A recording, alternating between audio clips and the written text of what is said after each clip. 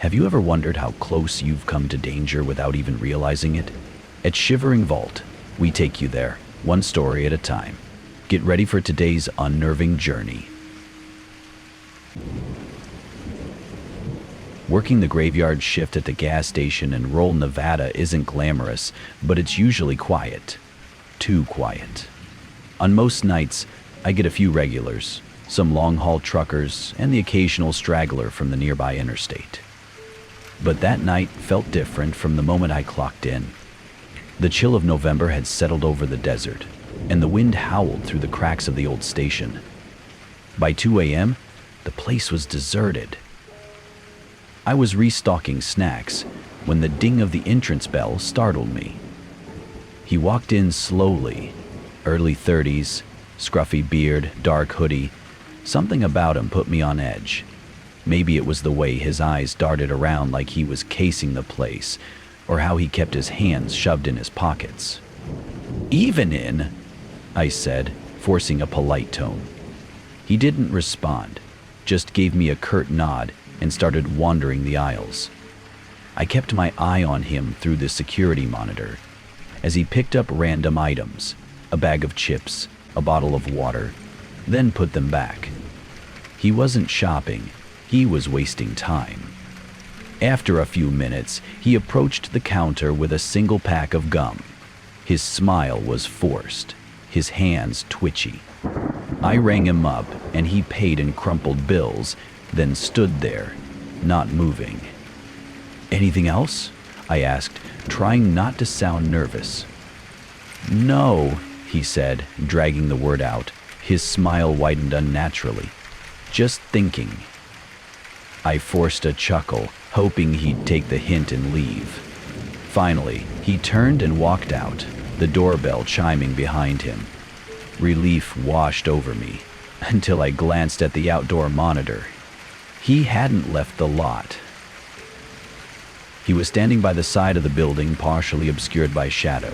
I zoomed the camera in and felt my stomach drop. He was holding a crowbar. My heart raced. I checked the locks on the doors. Thankfully, they were already secured.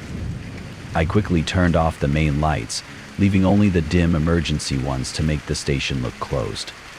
Minutes passed like hours. He stayed near the side of the building, pacing back and forth. Every so often, he glanced toward the entrance, testing the door handle once. I grabbed my phone and dialed the sheriff's office. "Sheriff's Department," a calm voice answered. "This is Lena at Jim's Gas and Go, out on Route 16, I said, trying to keep my voice steady. "There's a guy outside with a crowbar. He's been hanging around for 10 minutes. I'm locked inside, but I think he's planning something." "We're sending someone now," the dispatcher assured me. "Stay inside and keep the doors locked." I crouched behind the counter, peeking at the monitors. The man moved out of view, but I could hear him now, metal scraping against the side door. My pulse pounded in my ears. I grabbed the only weapon I had, a baseball bat we kept under the counter. The sound of tires crunching gravel outside made me exhale in relief. A squad car pulled up, its blue and red lights flashing. The man bolted toward the back of the station, but the deputy was faster. Within minutes, they had him cuffed and in the back seat. I stepped outside when it felt safe, the cool air biting my skin. The deputy gave me a nod. "Caught him trying to pry open your side door," he said. "You did good calling us. This guy's been causing trouble all over the county." I thanked him and watched as they drove off, the man glaring at me from the back seat. The silence of the desert returned, but it no longer felt peaceful.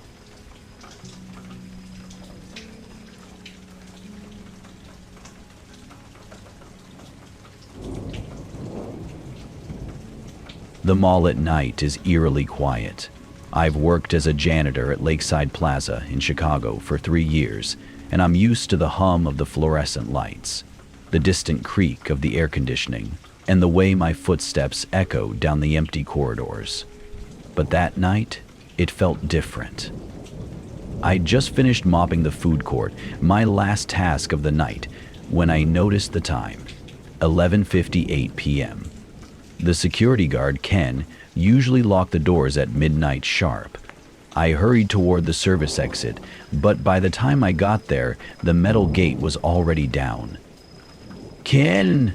I shouted, banging on the door. No answer. I pulled out my phone to call him, but there was no signal. The mall's thick walls always killed reception. I groaned, realizing I'd have to wait until morning when the opening crew arrived. With nothing else to do, I decided to finish tidying up the break room. I figured I might as well make the most of the time. As I walked back through the dimly lit corridors, a sound stopped me in my tracks. Footsteps.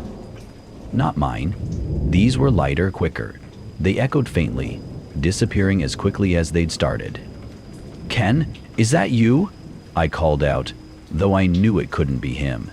He'd be at the security office by now, reviewing the cameras, or asleep at his desk. Silence. Shaking it off as my imagination, I continued to the break room. But as I opened the door, something caught my eye. A pile of clothes on the floor. A hoodie, jeans, and a pair of sneakers, all discarded like someone had stripped down in a hurry. "Okay, what the hell?" I muttered. I crouched to inspect them, noticing dirt smudges and a faint smell of sweat. Someone had been here. And recently. The sound of footsteps returned, this time closer. My chest tightened. Whoever it was, they weren't trying to stay hidden anymore. Gripping the mop handle like a weapon, I stepped into the corridor. The fluorescent lights flickered above me, casting long shadows across the tile floor. I scanned the hall, my eyes darting between the darkened storefronts, each one a potential hiding spot. Then I saw him. A man, tall and wiry, stepped out from the shadows near a jewelry store. His face was gaunt, his clothes tattered. His eyes locked onto mine, and a slow, unsettling grin spread across his face. "Who are you?" I demanded, my voice trembling. "You're not supposed to be here." He didn't answer. Instead, he lunged.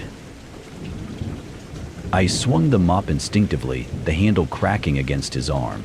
He stumbled but recovered quickly, grabbing the mop and yanking it out of my hands. I turned to run, but he tackled me to the ground. "Stop!" I shouted, struggling against his weight. His grip was iron, his hands dirty and calloused. I managed to elbow him in the ribs, creating just enough space to scramble to my feet. Sprinted toward the security office, praying Ken would be there. My legs burned, and my heart pounded as I reached the door and threw it open. The room was empty. Behind me, the man's footsteps grew louder.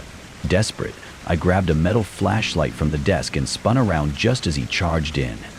The flashlight connected with his temple, and he crumpled to the floor, groaning in pain. Right then, I called Chicago PD. Moments later, I heard voices. "Chicago PD, hands up." Two officers burst in, guns drawn. They subdued the man as I collapsed into a chair, trembling.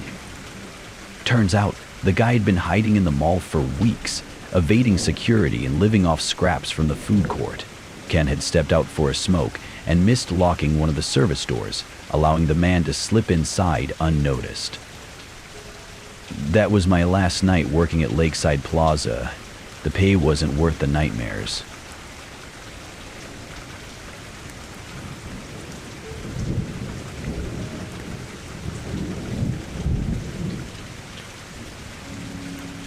The hum of the industrial lights overhead had become a part of my life.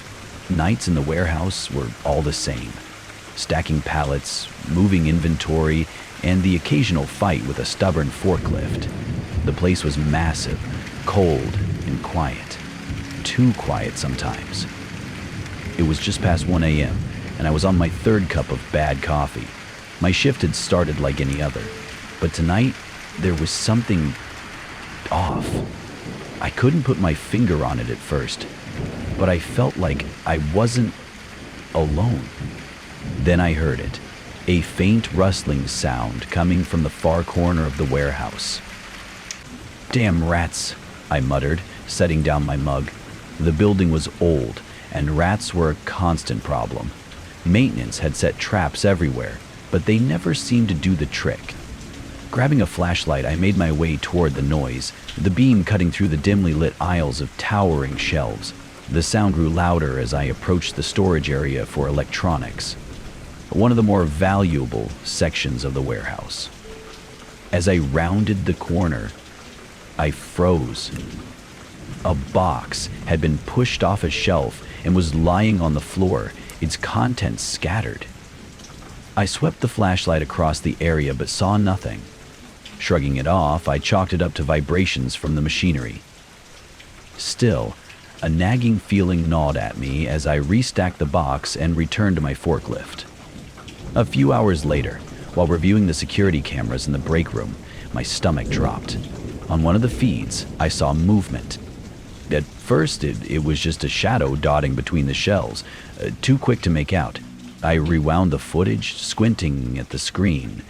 My heart skipped a beat as I caught a clear view of a figure, a person ducking behind a stack of pallets. Someone was in the warehouse. I grabbed my radio and called out to Marco, the other guy on shift. No response. "Marco, you there?" I tried again. Nothing but static. I grabbed a metal crowbar from the tool rack and crept back into the warehouse, my flashlight shaking slightly in my grip. The rows of shelves felt taller and narrower than before, the shadows deeper. Every sound, the hum of the lights, the distant clatter of machinery, felt amplified. As I neared the electronics section again, I caught a glimpse of movement in my peripheral vision. I turned quickly, flashlight beam landing on a man crouched behind a crate. He bolted.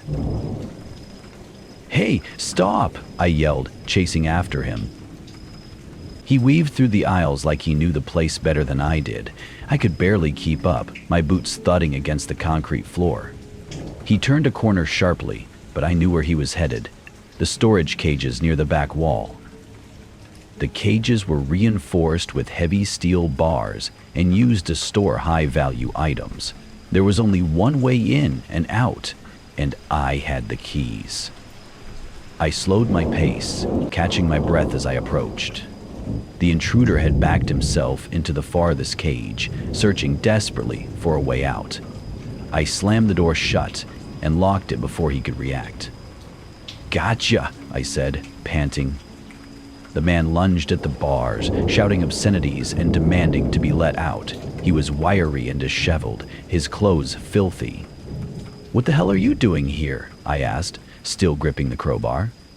He didn't answer, just kept pacing like a caged animal. I pulled out my phone and called the cops. When the police arrived, they found tools in his backpack, bolt cutters, screwdrivers, and a pry bar.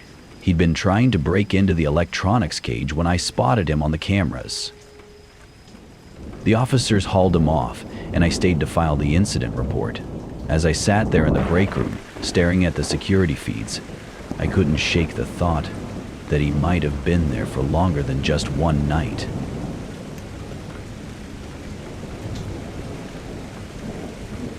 That's it for today's tale from Shivering Vault. If you have a story worth sharing, drop it in the comments or send it our way. Don't forget to subscribe and share with your fellow thrill seekers. As always, the Shivering Vault thanks you for unlocking today's tale.